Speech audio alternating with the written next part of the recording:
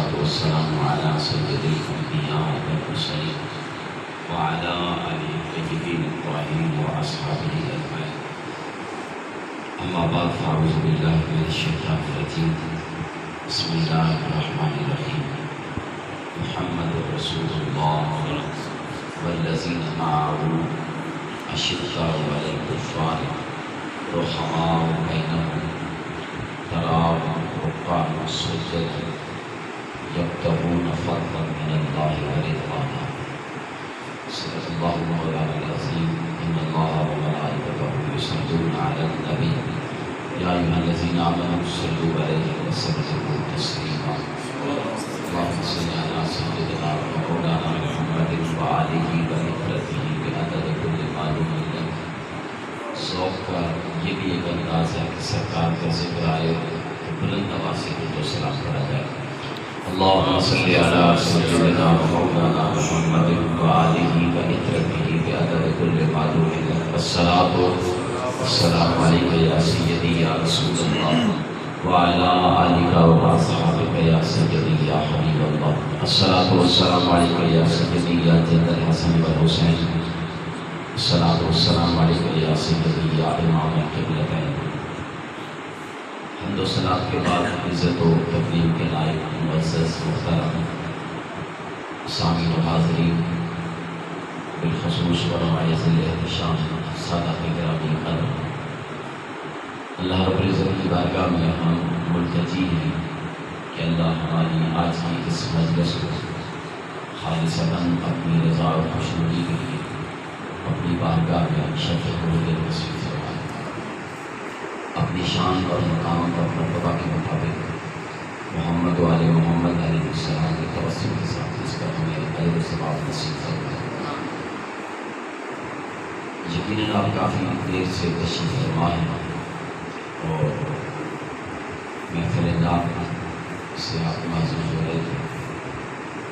جو شیڈول میرے پاس پہنچا ہے اس کے مطابق تو دعا کا وقت گزر چکا ہے.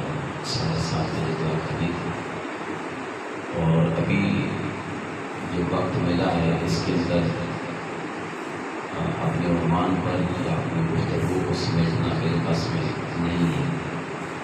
میں کوشش کرتا ہوں اختصار کے ساتھ چند ایک گزارشات آپ کے سماعت خراج کے لیے پیش کرتا ہوں.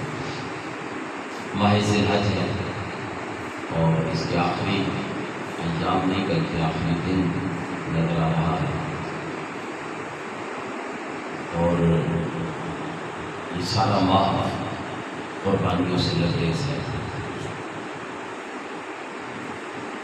آپ پہلے 10 دن ماہ ذی الحجہ سے لے کر آخری دن تک قربانیاں ہی قربانیاں نظر آئیں گی آپ کو.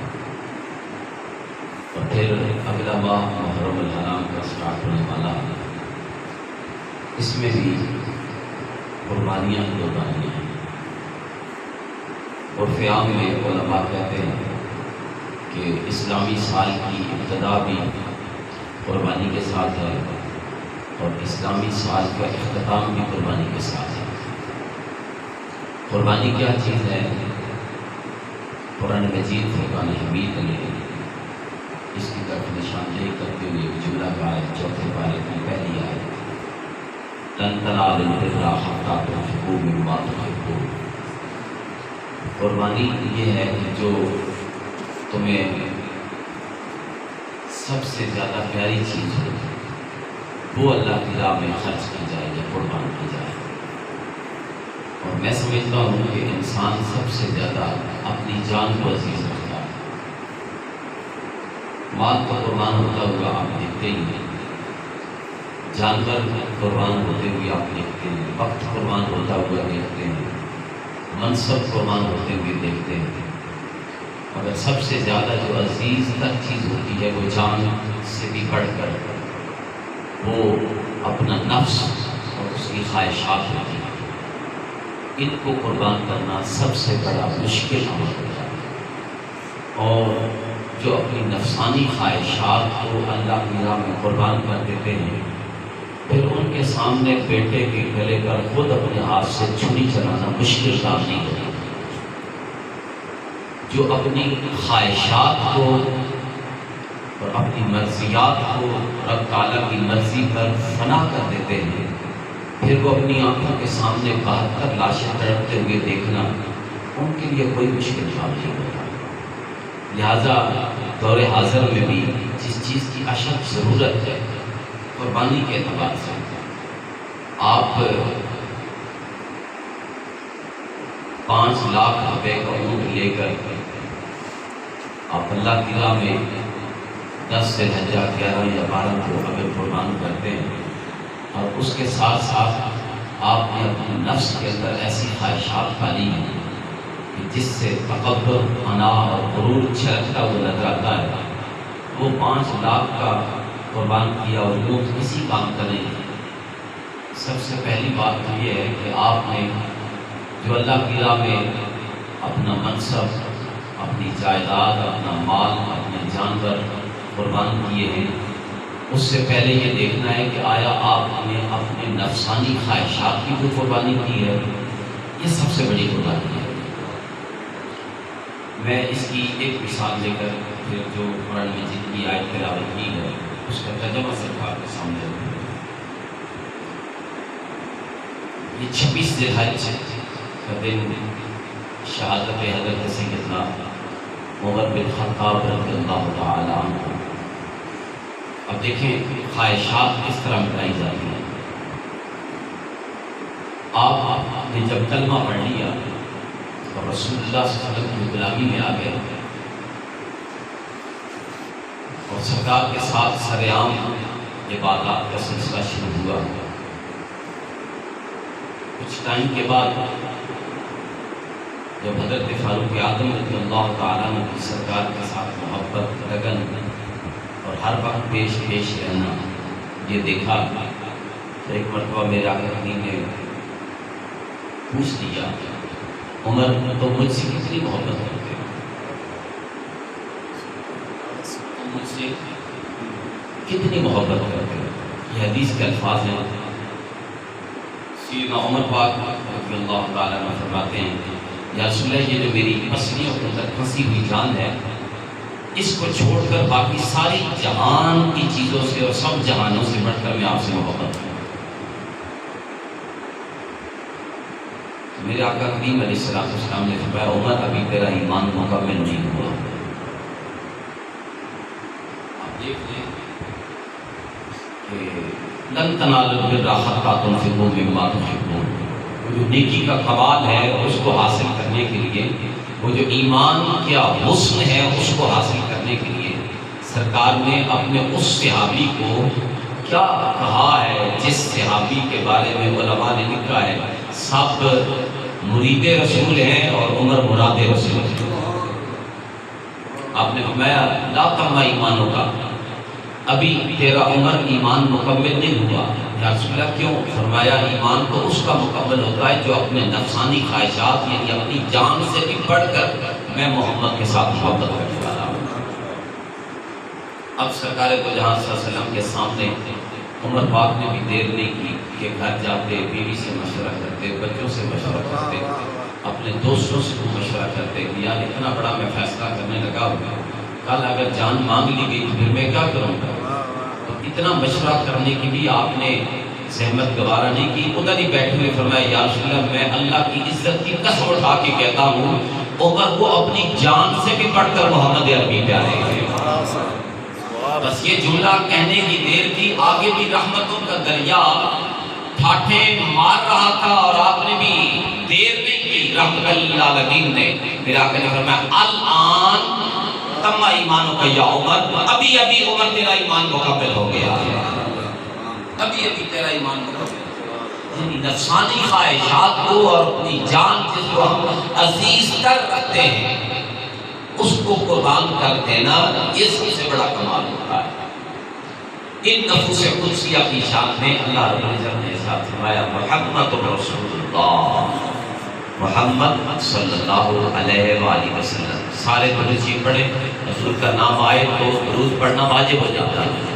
محمد رسول اللہ، محمد صلی اللہ علیہ وآلہ وسلم اللہ کے رسول ہیں، بولی محمد اللہ کے رسول ہیں۔ ایک مرتبہ پھر کہیے تاکہ ختم نبوت کا کنسپٹ واضح ہو جائے، محمد اللہ کے رسول صلی اللہ علیہ وآلہ وسلم۔ والذین معہ، اور وہ لوگ جو ان کے ارد گرد رہتے ہیں، معہ ان کی معیت میں رہتے ہیں، ان کے آس پاس رہتے ہیں۔ اس کا نقشہ تو خواجہ غلام فرید کوٹ مٹھن شریف والے نے کھینچا تھا اس جملے کا۔ آپ نے فرمایا تھا وسدے آسے کہ وسدے ناسے تڑی چھوک دے آسے پاسے، وسدے آسے کہ وسدے ناسے تڑی چھوک دے آسے پاسے، سن دے آسے مٹھیاں گالی سن یار سنیندہ۔ یہ وہ ایک انداز تھا صحابہ اکرام کا، والذین معہ، وہ ہر وقت یار کی جھوک کے آس پاس رہتے ہیں اور اس طاق میں رہتے کہ کب محبوب اپنی زبان اقدس سے پھول جھڑے اور ہم اپنے دامن میں سمیٹیں۔ وہ اس انتظار میں رہتے کہ کب حجرے اقدس سے محبوب باہر نکلے اور ہم آپ کا دیدار کر کے فقط خوشی نہیں بلکہ اپنے ایمان کی تکمیل کا سامان کریں۔ والذین معہ، وہ جو آس پاس رہتے تھے ان کی تعریف یہ ہے، اشداء علی الکفار، وہ کافروں پر سخت رہتے ہیں، وہ دین کے مخالفین پر سخت رہتے ہیں۔ ان کا لہجہ، ان کا بیہیویئر اور ان کا انداز تخاطب جب کافروں کے ساتھ ہوتا تو سخت ہوتا، مخالفوں کے ساتھ ہوتا سخت ہوتا۔ ترا، پھر فرمایا رحماء بینہم، مگر وہ آپس میں رحم دل ہوتے، بولیے آپس میں رحم دل ہوتے۔ یہ صحابہ کرام کی تعریف ہو رہی ہے۔ ہم فقط نعرے لگاتے ہیں، ہم فقط جھنڈے اٹھاتے ہیں، ہم فقط ان کے نام کے مدرسے چندے سب کچھ کرتے ہیں، لیکن یہ جو عملی نمونہ قرآن نے ان کی سیرت کا بیان کیا ہے اس کی طرف آنے کی کوشش نہیں کرتے۔ غیروں پر سختی، اپنوں کے ساتھ نرمی۔ رحماء بینہم، یہ پہلے والذین معہ کی قید لگائی، جو محبوب کی غلامی میں آ جائے اس کا انداز معاشرت یہ ہوتا ہے، وہ غیر کے ساتھ، محمد عربی کے دشمن کے ساتھ، دین اسلام کے دشمن کے ساتھ اور اللہ کے منکر کے ساتھ تو ان کا رویہ سخت ہوتا ہے، لیکن ہے حضور کی غلامی میں اور حضور کا کلمہ پڑھنے والا ہے۔ رحماء بینہم، اس کا مشرق چاہے کوئی ہو جائے، اس کا مسلک چاہے کوئی ہو جائے، اس کا انداز فکر چاہے کوئی ہو جائے، رحماء بینہم، مگر وہ آپس میں رحم دل ہوا۔ صحابہ اکرام کے اندر بھی فقہی اعتبار سے کافی اختلافات موجود ہیں، ذہنی اعتبار سے بھی اختلافات موجود ہیں، اور انہی اختلافات کی بنیاد پر کئی جنگیں بھی واقع ہوئی ہیں، مگر رحماء بینہم، وہ آپس میں رحم دل ہیں۔ میں مثال کے طور پر یہ رات کو بھی ایک مثال دے کے آیا، اتنے رحم دل تھے اور اتنے آپس میں وہ قربت کا مظاہرہ رکھتے تھے۔ امام حاکم نے اور امام جلال الدین سیوطی نے اس کو نقل کیا ہے اور کئی کتب سیر نے اس کو نقل کیا۔ صحابہ کرام میں 3 نفوس قدسیہ یہ اکٹھے چل رہے تھے اور چلنے کا انداز یہ تھا کہ ایک طرف سے جناب حضرت سیدنا ابوبکر صدیق تھے اور دوسری طرف جناب حضرت سیدنا عمر فاروق رضی اللہ تعالیٰ عنہ تھے، اور درمیان میں حضرت مولائے کائنات مشکل کشا شیر خدا رضی اللہ تعالیٰ عنہ کی ذات ہے۔ چلتے چلتے یہ رحماء بینہم کی عملی تفسیر ہے۔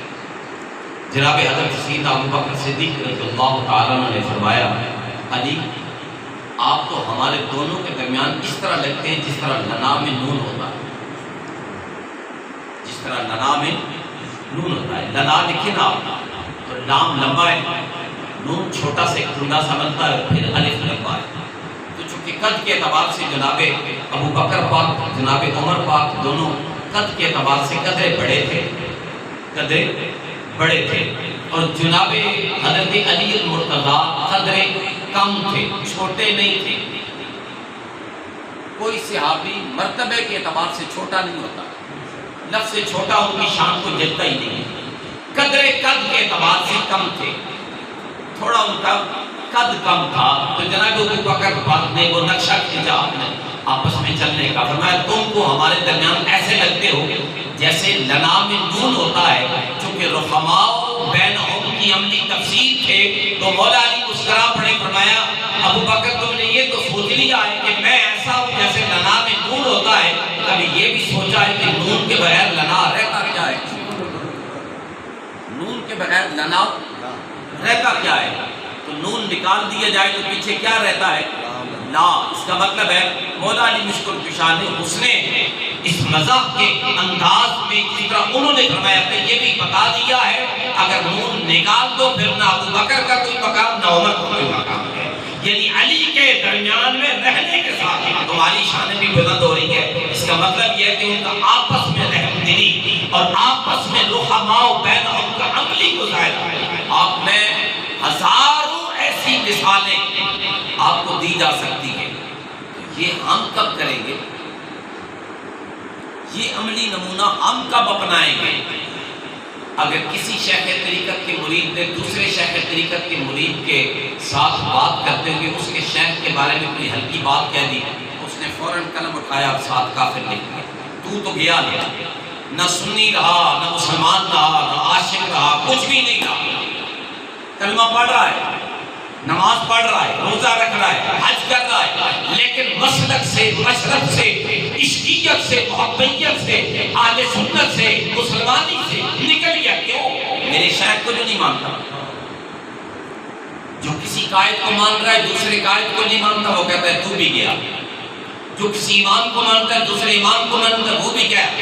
اب یہ ہمارے ہاں رحماء بینہم کی عملی تفسیر کب اس کا مظاہرہ کریں گے کہ فقط صحابہ کرام کو دھوکہ ہی دیں گے، یا اس آیت مقدسہ کی عملی تفسیر بن کر اپنی نفسانی خواہشات کو اللہ کی راہ میں قربان کر کے یہ مظاہرہ کریں گے کہ والذین معہ، جو محمد عربی کا دم بھرنے والا ہے غلامی کا، وہ ہمارا بھائی ہے، وہ ہمارا بھائی ہے۔ یہ دوریاں ختم کریں۔ یہ جو قربانی کا کنسیپٹ ہے بڑا وسیع مضمون میں لے کے آیا تھا۔ بلال بھائی ہمیشہ محبت فرماتے ہیں اور خواہش رکھتے ہیں کہ ایسے ایسے موضوعات پر بات ہو۔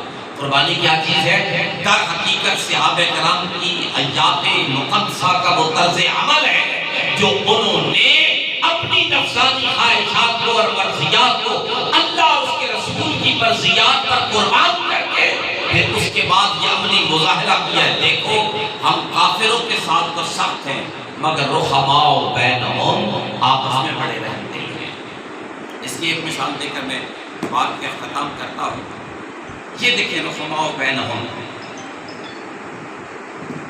اما عائشہ صدیقہ رضی اللہ عنہ کی مشہور زمانہ روایت ہے، سرکار سے پوچھتی ہیں یا رسول اللہ یہ جو میری آنکھوں کے سامنے آسمان کے ستارے نظر آ رہے ہیں، کیا کوئی ایسا بھی آپ کی امت کا فرد ہے کہ جس کی نیکیاں آسمان کے ستاروں کے برابر ہوں؟ اس میں جو نتیجہ اخذ ہوتا ہے وہ الگ بات ہے، لیکن میں جملہ تکمیل کرنے کے لیے رسالت مآب صلی اللہ علیہ وسلم وہ جو عالم الغیب ہے ان نے فوراً جواب دیا نام عمر، ہاں عمر کی نیکیاں آسمان کے ستاروں کے برابر ہیں۔ اس کا مطلب یہ ہوا ستاروں کی تعداد بھی مصطفیٰ جانتے ہیں اور عمر کی نیکیاں بھی ساری مصطفیٰ جانتے ہیں۔ حالانکہ رسول اللہ کے وصال کے بعد بھی کتنا عرصہ حضرت عمر پاک حیات رہے، اس کا مطلب ہے حضور حضرت عمر پاک کی پہلی نیکیاں بھی جانتے ہیں، ظاہری نیکیاں بھی جانتے ہیں، باطنی نیکیاں بھی جانتے ہیں، اور جو آپ کے وصال کے بعد آپ نے نیکیاں کرنی تھی وہ بھی آپ جانتے ہیں۔ تو جب یہ جملہ سنا اما عائشہ صدیقہ فرماتی ہیں کہ یا رسول اللہ پھر میرا باپ ابو بکر کدھر گیا، اس کی نیکیاں کدھر گئی؟ اگلا جملہ میرے آقا کریم نے فرمایا عائشہ پریشان نہ ہو، تیرے باپ کی ایک نیکی غار سور کی ایک طرف ہے اور عمر پاک کی ساری ستاروں پر نیکیاں ایک طرف ہے۔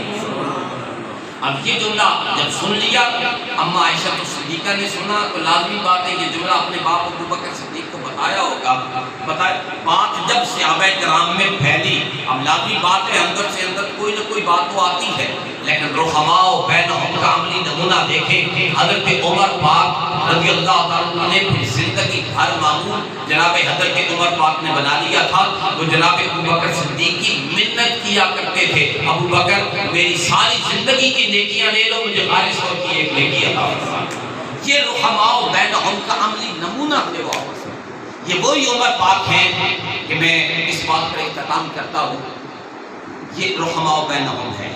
یہ وہ عمر پاک ہیں کہ جب غدیر خم کے مقام پر حضرت مولا کائنات اخی رسول وسیع رسول داماد رسول امین امانت رسول جناب حضرت امیر المؤمنین حضرت علی المرتضیٰ شیر خدا مشکل کشا کرم اللہ وجہ کریم رضی اللہ تعالیٰ علیہ السلام کو رسول اللہ نے ہاتھ پکڑ کے کہا تھا من کنت مولا فہذا، بولے من کنت مولا فہذا علی کیوں مولا، من کنت مولا فہذا علی کیوں مولا۔ جب یہ جملہ کہا تھا، اس پر میں تفصیلاً بحث نہیں کرنا چاہتا، یہ کتاب ہے الکفایہ فی حدیث الولایہ، ڈاکٹر طاہر قادری صاحب کی یہ کتاب ہے، آپ اس کا مطالعہ کریں۔ 98 صحابہ کرام نے اس حدیث کو نقل کر کے اس کے راوی بن کر یہ ثابت کیا ہے کہ صحابہ کرام کا مولا بھی علی ہے۔ 98 صحابہ کرام اس حدیث کے راوی ہیں اور 117 سے زیادہ طرق کے ساتھ یہ حدیث روایت کی گئی ہے۔ میں رحماء بینہم کی عملی تفصیل آپ کو بتانے لگا ہوں۔ یہ وہ عمر پاک ہے جب رسول اللہ صلی اللہ علیہ وسلم نے علی المرتضیٰ کا ہاتھ پکڑ کے یہ نعرہ مستانہ بلند کیا تھا، عمر پاک اس پورے 1.25 لاکھ صحابہ کرام کے مجمع میں پہلا شخص تھا جس نے دوڑ کے علی المرتضیٰ کے قدموں میں بیٹھ کے کہا تھا علی تجھے مبارک ہو مبارک ہو مبارک ہو۔